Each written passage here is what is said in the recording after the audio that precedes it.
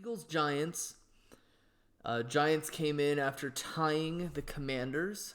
I think it was 2020. Eagles came in after completely blowing out the Tennessee Titans.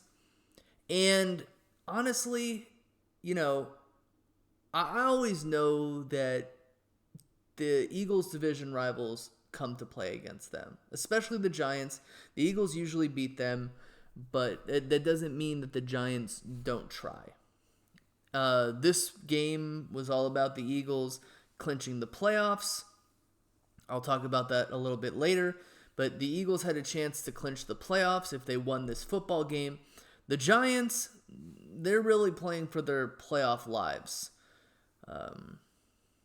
I think that at this point, they are still in the playoffs after the game, but they still have a lot of work to do. But going into the game, Jalen Hurts played really well.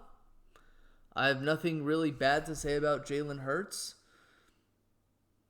2 passing touchdowns, 1 rushing touchdown. Controlled the ball, didn't turn it over. Nothing bad to say. Miles Sanders, he went over the 1,000-yard mark for the first time in his career. And I think he has 10 rushing touchdowns, which is, again, another career high. A.J. Brown, he went over 1,000 receiving yards in the season, and he has over 10 receiving touchdowns, which they showed like a graphic during the game. Oh, it's the first time this has happened since 2014, both with LaShawn and with Jeremy Maclin. Those were the last years those guys were actually on the team. So it's a long time coming, and it's honestly kind of crazy that over the last, the span of like 7 years, we haven't had a single, or maybe it's been 8 years, we haven't had a single 1,000-yard rusher or 1,000-yard receiver, and we won a Super Bowl. So it is kind of ridiculous. I guess that really goes to show the quality of running backs and receivers that we've had over a long period of time. But yeah, I mean, looking at the score, 48-22, the Eagles blew out the Giants. And in fact, even when the Eagles backups came in with like 5 minutes left to go, we even scored a touchdown there. Boston Scott got his obligatory rushing touchdown against the New York Giants. Or, I mean, not to give Boston Scott any grief, but we kind of needed him in this game. There was a point in time where the Eagles were really slumping. The score was 21-7. I can't say really slumping, but the score, the Giants had attempted to get back into the game, and the kickoff after they scored their touchdown, Boston Scott just 63 yards down the field. That's like the longest return I've seen from the Eagles in maybe since 2016. But in my eyes, the Eagles kind of had this game in the bag from the very beginning. One of the most spectacular plays I've ever seen. 4th and 7, you're like, dude, we're winning. It's 7-0. Just punt the ball. We don't need. Jalen Hurts throws this ball to Devontae Smith. The safety misses it. Devontae Smith catches the ball. You could see like he probably like stopped and was like, how did this guy not hit me? And he just ran for the touchdown. Kind of like how the game went at the end of the day. The defense played really well.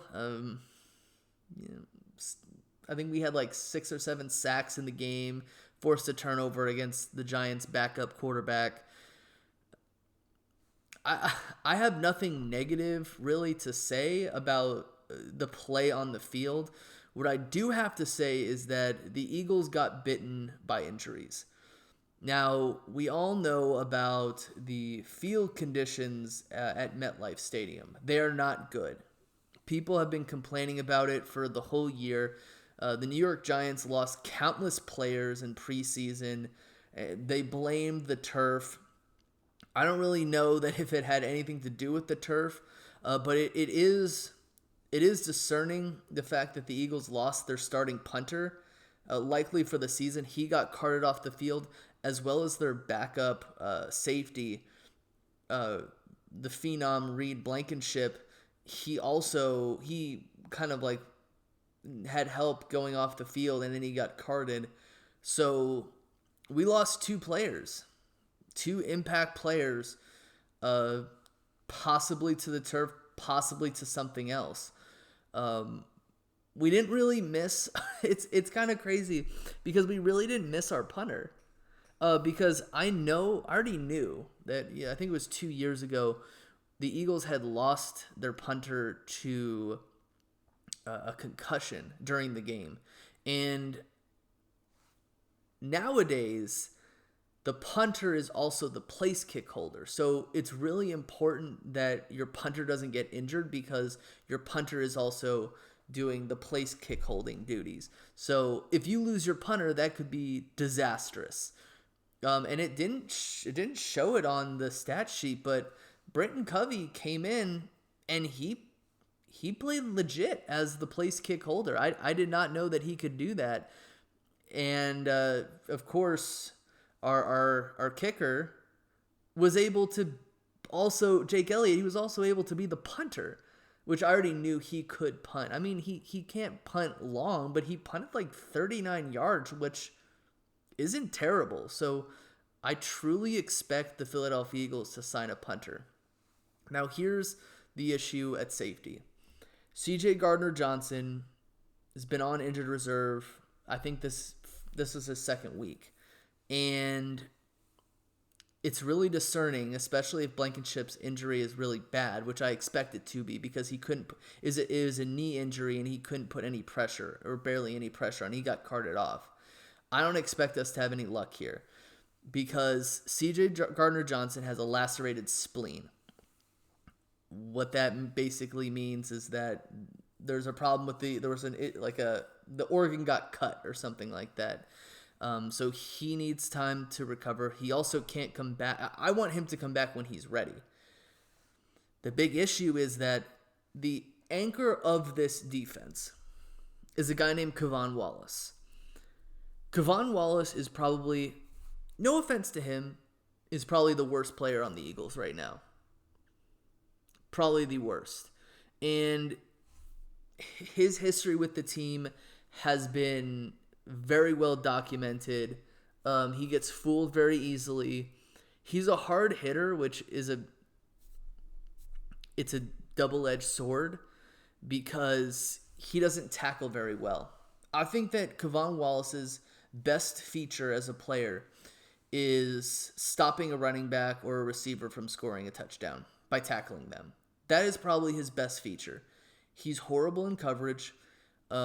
He's horrible at seeing the field. He's horrible at read and react. He constantly gets fooled. So to all of the teams that play the Eagles, if you really want to beat the Eagles defense, you got to beat that guy. And I don't know what the Eagles are going to do. I don't know if there's a safety out there that they can sign off the free agent list. I don't know if that's even a possibility. Maybe there's a safety on somebody's practice squad, but he's not good. And again, like, that's not an attack against him because I can't play football, but he might be the worst safety in the NFL that I've seen. Maybe I don't watch other teams' games, but he just hasn't played well in his career, which really sucked because he went to Clemson and Brian Dawkins vouched for him, and he hasn't lived up to any possible expectations. You know, the expectation was for him to be a starter this year or last year, but he never made it up there. So really, I hope that the Eagles defense, the staff on the defense has a plan. Because usually you have a safety who helps a corner who's struggling, but I don't know what you can do.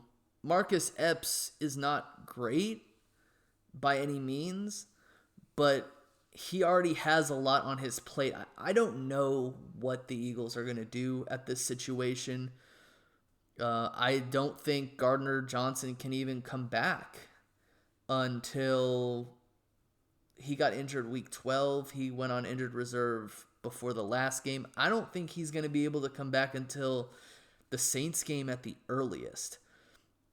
So that means a few things. One thing is you got to make changes to the offense or to the defense. The second thing is you really have to make change. Like, we just got to score more points then, because I have no confidence in this individual.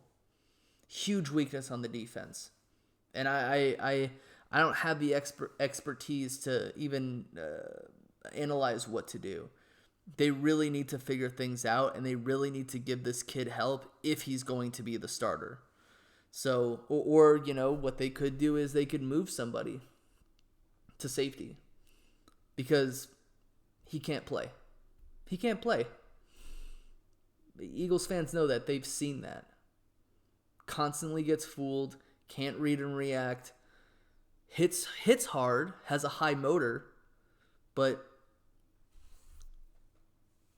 when that guy plays, we've had some of our worst plays on defense while that guy's been on the field. Just from C.J. Gardner-Johnson to Kevon Wallace, it's a big jump down. But it is really good to have won this game. I think that the offense has cemented themselves as an offense that's very tough to defeat and overcome. The Giants really are not one of those teams that thrives on getting blown out. They thrive, and by the way, the Giants are a much improved team. You need to understand that the Giants are much improved. Daniel Jones has cut down on his turnovers. He doesn't really score too many touchdowns, but Dable being there, I respect him as a coach. It's year one. They can only go up, especially with his expertise as a coach. And again, they do really well when the score, it's a 3-point game. And they're hoping that you get a turnover so they can capitalize on it. That's how they win their football games. They win close football games. At this point in time, they're probably not going to win too many games if the other team has a big lead. Now, last week I think the Commanders had a 10-point lead against them and they were able to come back. But I think that they're going to be much better. They're going to take a bigger step next year. As for the Eagles, it feels good to be in the playoffs. And it feels good to still be playing meaningful games. But it does feel good to have wrapped up not wrapped up, but getting into the playoffs and getting a win. Now the big thing is going to be winning the division, which is no easy task.